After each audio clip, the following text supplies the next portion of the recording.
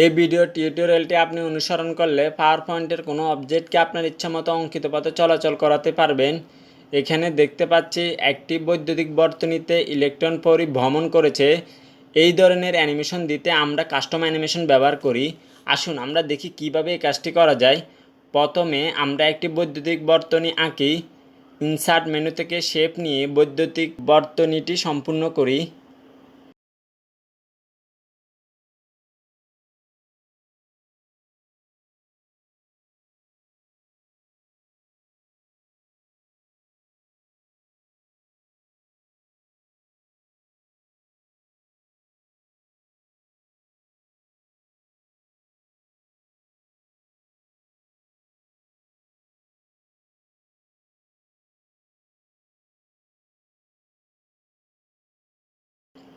বর্তনীটি আঁকা হয়ে গেলে আমরা একটি গ্রুপ করে নিই।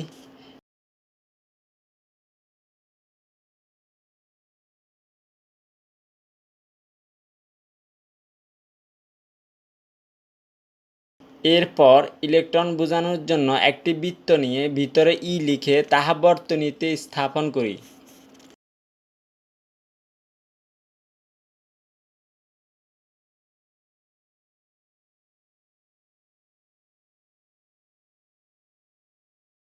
এই ইলেকট্রন বৃত্তটিকে সিলেক্ট করে অ্যানিমেশন মেনুতে ক্লিক করি। এরপর অ্যাড অ্যানিমেশনে ক্লিক করি।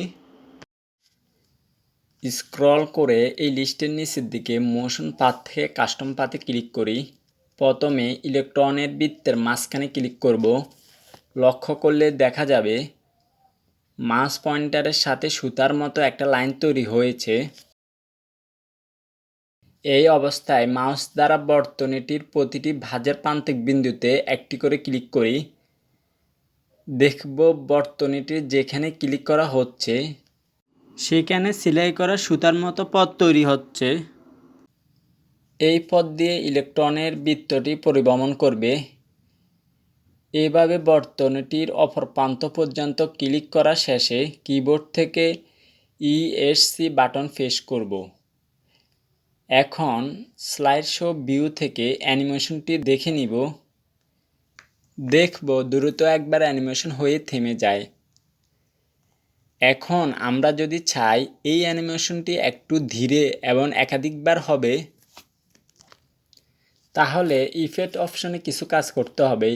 এই জন্য আমরা ডিজাইন ভিউতে যাব। এরপর অ্যানিমেশন মেনু থেকে অ্যানিমেশন ফ্যানে ক্লিক করব। দেখব অ্যানিমেশন ফ্যান নামের একটি বক্স এসেছে।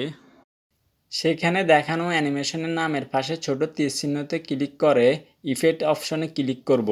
ইফেক্ট ট্যাব থেকে স্মুথ স্টার্টের মান 0 করব এবং স্মুথ এন্ডের মান 0 করব। এরপর টাইমিং ট্যাবে ক্লিক করে তার অধীনে ডিউরেশন লেখাটির পাশে ড্রপ ডাউন বক্স থেকে 5 সেকেন্ড ভেরি স্লো সিলেক্ট করব।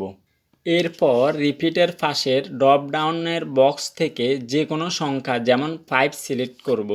এরপর ওকেতে ক্লিক করব।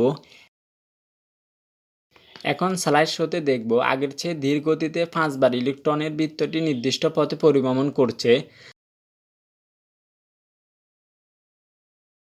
এই ছিল আজকের মতো ভিডিওটি দেখার জন্য ধন্যবাদ।